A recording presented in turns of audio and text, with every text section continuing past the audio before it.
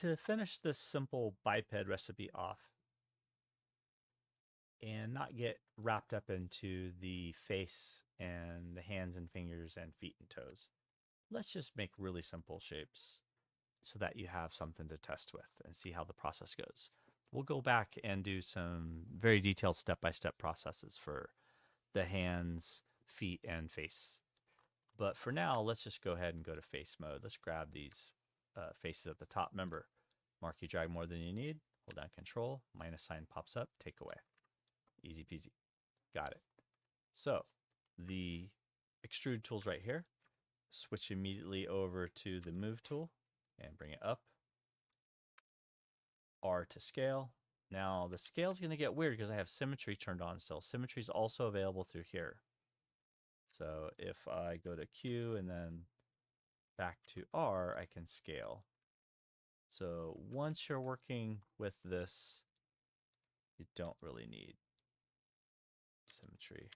Scale out, R, aim it forward a little bit more, and I'm going to extrude again.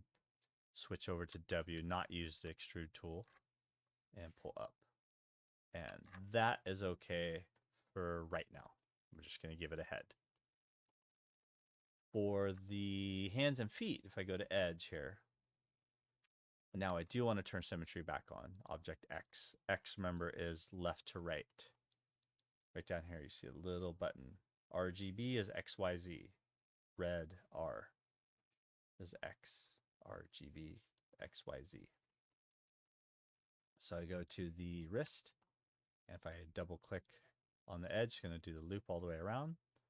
There should be a cap. If I hold down Shift and right click, I believe there is a cap tool, fill hole. There we go. Shift right click fills the hole. And double check it did do the other side for me. Awesome. Now what we can do is extrude that out. Hit extrude. Again, see the angle? It goes weird, right? Switch to W. Pull it out. Oh no, I made a boo-boo. Ooh, face. Grab this face. Let's grab the face. I was extruding by edge. That was the problem. Extrude by edge. I mean by face. There we go. There's the mitt. So I go just a little bit there. And R to scale. Scale it down and out like a hand would be. And then extrude again. G will redo the last command. So if I did extrusion, it'll do it again. W, move it out. And the main thing is you have edge loops for the knuckles to bend. G again, pull it out. And if I want to give it a thumb, go right here and extrude, pull, and extrude, and extrude. I'm just using the G key to make that happen. Keeping all quads again at the end here. I know we deleted them and we're adding them back. That's okay. So I'll just go to vertex mode here. Go to multi-cut. 1 and 2. Enter and go back across the other way. 1. Shift to go in the middle just to be sure. 2 again. Enter. And then go back to face mode. Q. There we go. Those are our fingers and knuckles. And extrude again. And we're making what's called mitts. When I first started doing 3D, this is all the game engines would handle. We had mitts or mittens. Yeah, just the thumb. As all those extra bones for the fingers was a lot to calculate, actually. So we're just spoiled. Extruding out. R, scaling in. Go to edge mode, double click. And just making a quick and dirty hand. Same thing down here for the foot. So we're just going to go to the edge loop, right click, edge, double click. And there we go. Go to Q, select so I don't accidentally scale anything. Actually get around. There it goes. Double click the edge. Shift right click and fill the hole. There we go. If we want to get those edges in now, go to right click, go to vertex, multi-cut, 1, 2, just blue, enter, and then across the other way. 1, shift in the middle, make sure it's centered, 2, make sure it turns blue, enter. And again, sometimes you need to alt and middle mouse and right click and get it just where you need. Q, get out of the tool. So now we have all quads again. Those 8-sided cylinders are magic. Just stick to them and you should be all right. There we go. Is the foot. Very quickly, extrude, W, move, pull down. Enough to make a foot. Oops. Grab the front of the foot. 1, 2. R, scale out a little bit, and extrude again. Switch W to move, pull that foot out. And rather than leave the top like that, we'll go to edge, grab the edge 1. We'll grab the other side 1, Control Shift, add 2. Down a little bit. There we go. And again, you need an edge loop where it's going to bend, so the ball of the foot. So you go back to face, 1, 2, extrude, and pull. And your foot is done. Okay, so there's your biped character. Now right-click, go to object mode. Spacebar, go to 4 viewport mode. Let's go look at the front viewport. We need the character to have its feet touching the ground. So from the front view, spacebar, back to side view. Spacebar, touching close enough we could get really precise by right-clicking, go to vertex mode, marquee drag from the side view. Just grab all those vertices. Hold down X, which snaps to the grid. There's a magnet. And pop that down. There we go. Right click, go back to object mode. Ready to go, except our pivot. Your pivot needs to be down at 0, 0, 0 for any object that is being placed in the world. Characters, tables, chairs, trees, walls, you name it. So hold down D and X, grab that circle, pop it down to 0, 0, 0, let go. Okay, this should be good. Freeze transformations, delete the history. It's good to go. First biped body 01 is done. Beautiful. Let's test him out. He's got some long ass arms, but that's okay. So we're going to go ahead and make sure you're saving as you go. You know, we have auto back save, but it's good to save as you go. So here's the end of the pipeline. File, export selection. You're going to put it, it goes to scenes by default. I made an extra _ exports folder just because I like that better. I also like to grab the name from the outliner, Control C, copy, and then go in and click on the object and paste the name.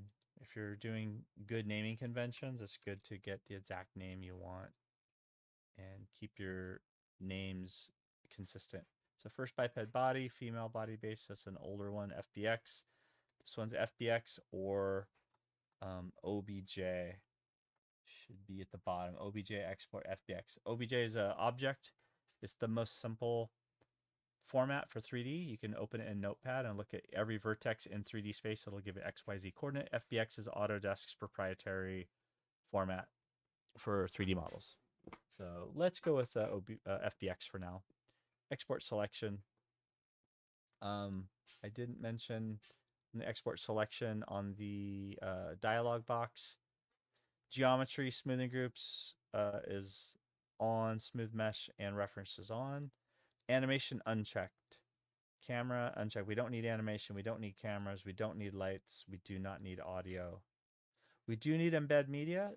Media, when we go the next step, will be the texture map or the pixels that are on the surface of the mesh that give it the look of whatever material you want the mesh to be made out of. So I left that on. And then the rest of these y-axis up for Maya. The UI file format for binary is FBX 2020 is the latest. And so just making sure I mention that stuff. So this should be good to go. Let's hop over to Mixamo and upload a character. Select a character file. We're going to go to the exports folder in your project. Grab your biped, open it, and fingers crossed this works. There's always error. There we go. It's facing forward. We have the next button. You just have to give it a chin. So we go up here and you'll see the little area over there. It gives you a close-up. So there's the chin. Here's the wrists, just behind the thumb. There we go. This is the elbow and the knees and the groin. Okay. Skeleton. If you had different, have no fingers currently, I'm just going to leave, we'll just leave the standard and see what it does. Since we're not getting to fingers and toes today. Hit next. It's going to spin around for a moment. This usually takes less than a minute. If you have a high poly mesh, like 10, 15, 20,000 triangles, it can take several minutes. This guy, it says right there, yeah, that was 30 seconds. There we go. Look at that. Yeah, he does have long arms. Ready to go. Next. Your 3D characters have been uploaded. Proceed with the new character. It's going to get rid of the previous characters. It's all browser-based tech. So there's nothing. It's all saved to the cloud based on what you used most recently. There we go. We have silly dancing. We got rumba dancing. We got joyful jumping. We got hip hop dancing. Have fun in here. You just built a character, rigged and animated it all in a single sitting, I hope. And I'll help each of you as needed to go. So you could type in the animation here. So if we want to go, let's see, what's a death animation look like? Standing death. Ah, he's dead. Or let's type in happy. He's happy. Happy walk.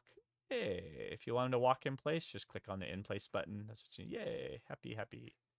Joy, joy. And the fingers look like they're working okay. Run arcs going off, middle mouse. This is the simplest interface you could hope for, so feel free to. There's a happy wee. Moving around there. Cool. It worked out pretty well.